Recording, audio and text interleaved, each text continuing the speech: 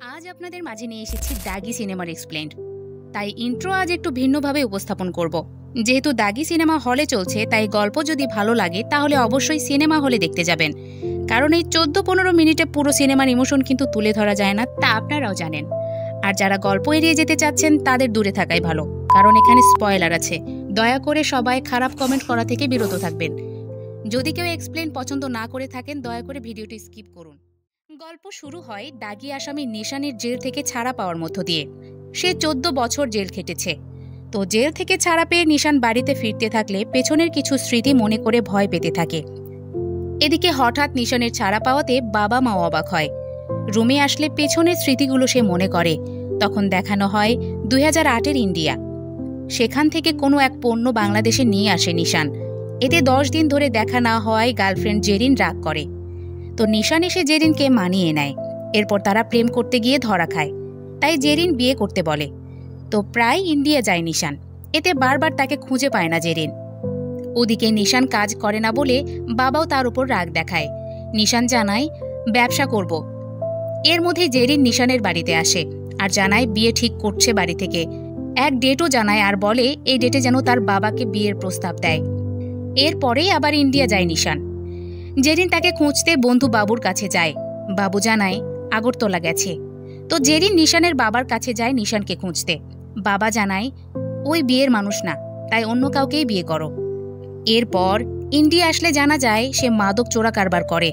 তো এবার চোরা কারবারি করতে গিয়ে বর্ডারে অল্পের জন্য বেঁচে যায় নিশান, কিন্তু তার সাথের একজন গুলি খায় আর তাকে হাসপাতালে ভর্তি করানো হয়। নিশান দেশে ফিরে জেরিনকে খোঁজে। তাই তার বন্ধু বাবুর কাছে আসলে বাবু জানায় জেরিনের বিয়ে ঠিক হয়ে গেছে। তাই দৌড়ে জেরিনের কাছে আসে নিশান আর তাকে ইমোশনালি ব্ল্যাকমেইল করে। তখন জেরিনের হাজব্যান্ড সোহাগ বলে এই তাহলে নিশান যার কথা তুমি বলেছিলে, কিন্তু সে তো তোমার সাথে টাইম পাস করেনি, সত্যিকারের ভালোবেসেছে। জেরিন জানায় এইটা ইগো থেকে সব বলেছে, কালকে এটা ভুলে যাবে। তখন নিশান ফোন দিলে সোহাগ বলে ভুল করে আসছি তোমাদের জীবনে, তাই এটা শেষ করা উচিত। এরপর জেরিন সোহাগকে নিয়ে নিশানের কাছে আসে সবকিছু খোলাসা করতে। নিশান কথা বলার জন্য 5 মিনিট চাইলে জেরিন দিতে চায় না। সোহাগ কথা বলার অনুমতি দেয়। নিশান আবারও জেরিনকে ইমোশনালি ব্ল্যাকমেল করে আর পায়ে পড়ে বিয়েটা ভাঙার জন্য। এরপর জোর করে রেপ করে তাকে। সোহাগ এসে মারতে থাকলে সোহাগকে ধাক্কা মারে আর সে ছাদ থেকে পড়ে গিয়ে মারা যায়। তখন নিশানকে পুলিশ ধরে। সোহাগের মা জেরিন আদালতে তার বিপক্ষে বক্তব্য দেয়। সবাই নিশানের ফাঁসি চায়। এলাকার লোকজনও নিশানের বাড়ি পুড়িয়ে দেয়। এতে তার দাদি আগুনে মারা যায়। এই জায়গায় শেষ হয় ফ্ল্যাশব্যাক। প্রেজেন্টেতে নিশান বন্ধু বাবুর কাছে আসে আর জেলখানায় কিভাবে সে বদলে গিয়েছে সেটা তাকে বলে আর জানায় এই 14 বছর শুধু দোয়া করেছি সবাই যেন আমাকে মাফ করে আর সব আগের মতো হয়ে যায়। এরপর বাবুর কাছে জেরিনের খোঁজ নেয়। নিশান জেল খেটে বাড়ি আসলে কমিশনার তার বাবাকে ফোন করে বলে নিশানকে এলাকা ছেড়ে যেতে হবে। বাবা নিশানকে প্রতিষ্ঠিত হতে বলে তখন। এরপর নিশান সোহাগের মাকে দেখতে যায়, কিন্তু কথা বলার সাহস পায় না। সেখান থেকে চলে আসে বোনের শ্বশুর বাড়ি। সেখানে গেলে বোনের হাজবেন্ডের কাছে হেনস্থা হয়। এরপর বোনকে শাসালে তা দেখে নিশান, তাই সেখান থেকে দ্রুত চলে যায়। এরপর নিশানের বাবা নিশানের জন্য পাত্রী ঠিক করে, কিন্তু মেয়েটা কথা বলতে পারে না। তো নিশান লিখনের সামনে বলে আমি মার্ডার কেসের আসামি, 14 বছর জেল খেটেছি, তাই পচা শামুকে পা কাটবেন না। তো নিশান একটা সুপার শপে কাজ পেলে মেয়ে বারবার আসে নিশানের কাছে আর এসে ফটো টেক্সটের মাধ্যমে জানায় আমি আপনার সব অতীত জানি। আমার অন্যত্রে বিয়ে হয়েছিল, সে টাকা নিয়ে পালিয়ে গেছে, তাই পচা শামুক ভয় করি না। এরপর তারা অনেক ঘোরাফেরা করে। এরপরেই নিশানের চোরা কারবারের মালিক ফোন করে আর ওকে কাজে ফিরতে বলে। নিশান জানায় আমি এভাবেই ভালো আছি, আর এসব কাজ করব না। সেদিন কাজে আসলে সুপার শপের চাকরিও চলে যায় নিশানের, কারণ তার জেল থেকে ছাড়া পাওয়ার ভিডিও ভাইরাল হয় সোহাগের মায়ের এক ভিডিওতে। তো সেখানে ওই মেয়েটা আসলে তাকে তাড়িয়ে দেয় নিশান।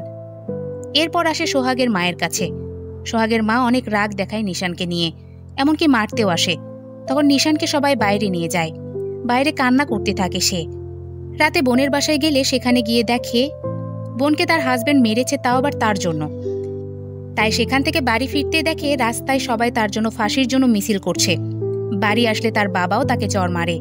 সেখানে কমিশনারও আসে। তখন নিশানের বাবা জিজ্ঞেস করে কেন সোহাগের মায়ের কাছে গিয়েছিলে। নিশান জানায় মাফ চাইতে। তখন কমিশনার বলে ওঠে সবাই বলছে তুই মারতে গিয়েছিলি। এরপর সবাই তাকে অন্যত্র চলে যেতে বলে। নিশানও যেতে চায়। এরপর বাবাও বলে, তুই রাজশাহী যা আর লিখনকে বিয়ে কর, শান্তিতে থাক। তো নিশান রাজশাহী আসলে লিখন আসে তার কাছে। সেই সময় নিশান দূর থেকে দেখতে পায় জেরিনকে, আর অবাক হয়ে যায় সে। তাই বাবুকে ফোন দেয় আর জানায় রাজশাহীতে জেরিন আছে, সাথে একটা বাচ্চাকে দেখলাম। বাবু শুধু লিখনকে নিয়েই চিন্তা করতে বলে, কিন্তু নিশানের মন তো শুধু জেরিনের দিকে। তাই লিখনের বাড়ি না ঢুকে খুঁজতে থাকে জেরিনকে। কিন্তু কয়েকজন লোক এসে তুলে নিয়ে যায় নিশানকে। গাড়িতে জ্ঞান ফিরলে দেখে তার আগের ব্যবসায়ী পার্টনার রবি তাকে ধরে নিয়ে এসেছে। এরপর তার বাড়িতে নিয়ে আসলে জেরিনের সাথে থাকা মেয়েকে দেখে আর অবাক হয় নিশান। রবি জানায়, ওইটা আমার সৎ মেয়ে, আমারও ছেলে আছে। তখন নিশান জেরিনকে আসতে দেখে আর বুঝে ফেলে রবি তাকে বিয়ে করেছে। তো তার আগের কাজের মালিক রঞ্জিত নিশানকে ফোন দেয় আর বলে, রবি বেইমানি করছে, তুই শুধু আমার হয়ে কাজ করবি, তাই রবির সাথে সব সময় লেগে থেকে আমাকে সব ডিটেইলস জানাবে। তো নিশান লিখনকে বিদায় দিয়ে কাজের জন্য রবির কাছে যায়, আর সেখানে নিশানের ভয়েস শুনে দৌড়ে আসে জেরিন। রবি তখন পরিচয় করিয়ে দেয়, ওই আমার ওয়াইফ। এরপর জেরিন নিশানকে চলে যেতে বলে। তখন নিশান জিজ্ঞেস করে, কৌশলী কি আমার মেয়ে? কৌশলী হচ্ছে ওই মেয়ের নাম। নিশান আরও বিভিন্ন প্রশ্ন করতে থাকলে এড়িয়ে যায় জেরিন আর জানায়, এটা সোহাগের মেয়ে, আর সোহাগকে তুমি মেরেছ, তাই আমার মেয়েকে সব বলে দেব। নিশান জানায় ওইটা অ্যাক্সিডেন্ট ছিল। তারপরেও জেরিন তাকে চলে যেতে বলে। এরপর রবি নিশানকে জিজ্ঞেস করে রঞ্জিত কি তাকে ফোন করেছিল কিনা। নিশান বলে না। তারপর নিশানের মাধ্যমে রঞ্জিতের সাথে সব সমস্যা সমাধান করতে চায় রবি, তাই নিশান রঞ্জিতকে ফোন দেয়। এরপর রবি রঞ্জিতের সাথে কথা বলে আর বাংলাদেশে আসতে বলে সবকিছু ঠিকঠাক করার জন্য। ওইদিকে জেরিন জিজ্ঞেস করে, নিশান এখানে কেন? রবি জানায়, কৌশলীর বাপ কিনা সেটা জানার জন্য, কারণ তুমিও জানো না কৌশলীর বাপকে। পরের দিন কৌশলী সাইকেল চালাতে শিখতে থাকলে সেখানে এসে হেল্প করে নিশান।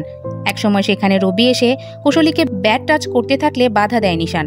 এরপর কুশলীকে স্কুলে নিয়ে যাওয়ার দায়িত্ব পড়ে নিশানের, তাই নিশান নিয়ে যেতে থাকলে বিভিন্ন কথা বলে কুশলী।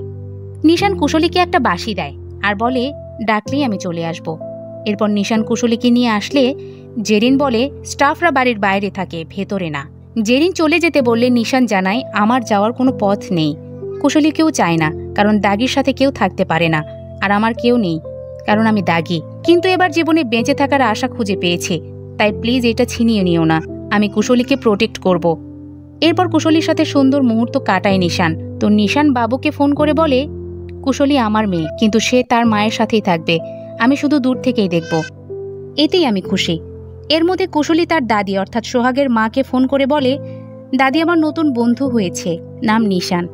নিশানের কথা শুনে অবাক হয়ে যায় সোহাগের মা। তো একদিন জেরিন নিশানকে জিজ্ঞেস করে, তোমাকে বারবার বলার পরেও আসলে না কেন? সেদিন আসলে আজ এই দিন দেখতে হতো না। নিশান জানায়, ভেবেছিলাম একটা বড় দান মেরে আসব। এরপর আরো অনেক কথা জেরিনকে বলে। পরের দিন রবি নিশানকে নিয়ে রঞ্জিতের সাথে মিটিং করতে গেলে জেরিন জানায়, ওই যেন আর না আসে বাড়িতে। এর মধ্যে কুশলীর দাদি এসে কুশলীর সামনেই বলে, তোর বাপকে নিশান মেরেছে, ওই খুনি। ওইদিকে রবি রঞ্জিতকে আসলে মিটিংয়ে আনে মারার জন্য, তাই তো মুখোমুখি হলে স্নাইপার দিয়ে মারে রঞ্জিতের লোককে। এরপর রঞ্জিতকে মারতে থাকলে সে নদীতে লাফ দেয়। তো রঞ্জিতকে মারার ব্যাপারটা নিশানের উপর চাপিয়ে দেয় রবি। এরপর রবি বলে, তোকে প্ল্যান করে এখানে এনেছি। তো নিশানকেও মারার চেষ্টা করলে নিশান নদীতে লাফ দেয়। তারপর কুশলীর খোঁজ করতে থাকে। ওইদিকে রবি যে রঞ্জিতকে মেরেছে তা উপরের মহলে সবাই জেনে যায়, তাই রবি ভয় পেয়ে যায় আর আন্ডারগ্রাউন্ড হতে উঠে পড়ে লাগে।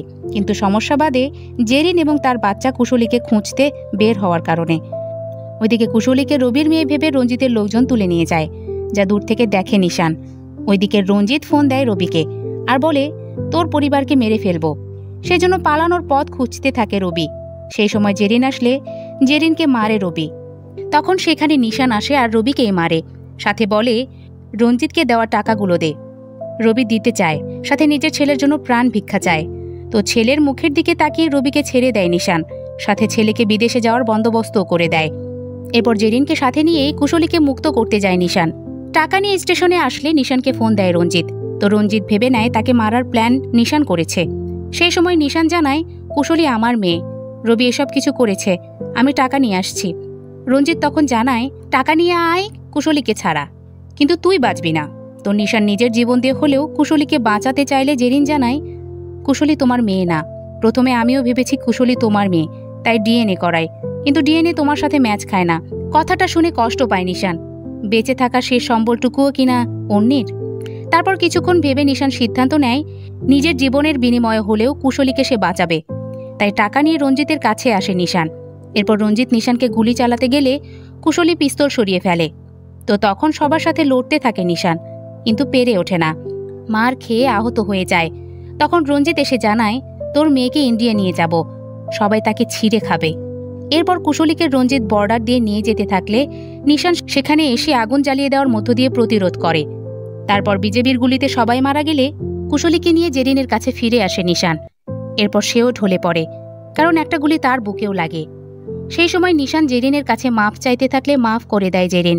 সোহাগের মা একটা ভ্যান নিয়ে আসে তখন নিশানকে হাসপাতালে নিয়ে যাওয়ার জন্য। তখন বোঝা যায় সোহাগের মাও নিশানকে মাফ করে দিয়েছে। তো সুন্দর সব মুহূর্ত দেখতে দেখতে মৃত্যুর কোলে ঢলে পড়ে নিশান।